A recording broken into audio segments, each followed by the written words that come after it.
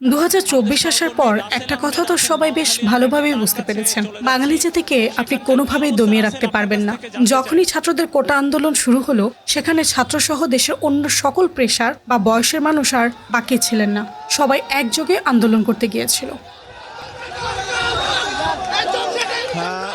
যারা যারা বলেছিলেন এই সরকারের পতন হলে দেশ কিভাবে চলবে আর চালাবেই বাকে, তাদের উদ্দেশ্যে বলতে চাই, দেশ এখন যোগ্য মানুষের কাছেই আছে। ছাত্রছাত্রীরা যেভাবে তাদের জীবন দিয়ে দেশ বাঁচিয়েছে, ঠিক একইভাবে দেশ পরিচালনাও করতে পারবে। আর তা ইতিমধ্যে সবাইকে দেখিয়েও দিয়েছে।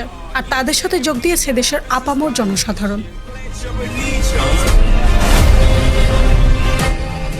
আর এখন যখন দেশ বন্যা কবলিত, সেই বন্যা কবলিত মানুষদের পাশে দাঁড়িয়েছে পুরো দেশ। যে যেখান থেকে পারছে, যতটা পারছে, সেই বন্যার্তদের পাশে দাঁড়িয়েছে। যদিও পাশের দেশের কিছু মাথামোটা দাদা দিদিরা বলছেন তাদের দেশ থেকে নাকি কোনো প্রকার ত্রাণ বা সাহায্য বাংলাদেশকে না করা হয়। বলছিলাম কি, আপনারা যদি একটু সময় করে টিএসসি, আসুন্না ফাউন্ডেশন কিংবা অন্যান্য প্রাতিষ্ঠানিক বা ব্যক্তিগত সংগঠন থেকে সংগ্রহ করা ত্রাণ সামগ্রী দেখে যেতেন, তাহলে আর এইসব ডেট ওভার প্রলাপ বকতেন না। সহ 11 জেলার বন্যা দুর্গত এলাকায় মানুষের জন্য খাদ্য, বরং আপনাদের যদি কোনো ত্রাণের প্রয়োজন পড়ে, তাহলে আমাদের কাছে সাহায্য চাইতে পারেন। বন্যায় ক্ষতিগ্রস্তদের মাঝে ত্রাণ বিতরণ করা হয়। বন্যায় সবাইকে সাহায্য করতে নৌকা, স্পিডবোট, খাবার, পোশাক কোনো কিছুরই অভাব করতে দিচ্ছে না এই দেশের মানুষজন। এমনকি দেশের মানুষের সাথে সাথে প্রবাসীরাও তাদের সাহায্যের হাত বাড়িয়ে দিয়েছেন। গত 22শে আগস্ট রেকর্ড পরিমাণ রেমিটেন্স এসে পৌঁছেছে বাংলাদেশে। এবারে আসি কিছু অসাধু চক্র ও ব্যক্তিবর্গের কথায়, যারা বন্যার সময় মানুষকে সাহায্য করা ব্যবসা বা ট্রেন্ডে পরিণত করেছে।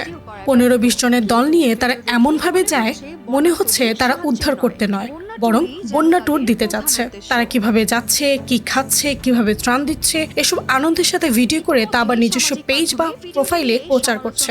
এতে করে দুটো কাজ হলো, বন্যা ট্যুরও দেওয়া হলো, আবার সাথে করে এসব ভিডিওর মাধ্যমে ভিউ কামিয়ে নেওয়া হলো।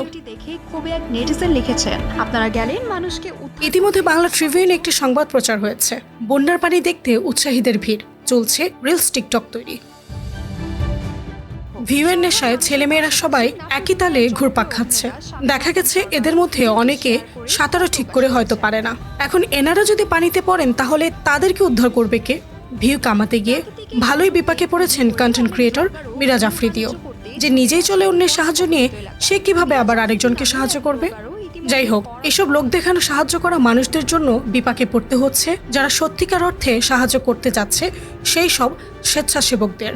একজনের কাছে যাওয়া, ত্রাণের প্যাকেট হাতে ধরিয়ে দেওয়াকে যদি আপনি সাহায্য করা মনে করেন, তাহলে আপনি ভুল করছেন। পূর্ব অভিজ্ঞতা, অদম্য সাহস এবং সাহায্য করার সেই দক্ষতা থাকলে কেবলমাত্র তাদেরই দুর্গম এলাকায় যাওয়া উচিত।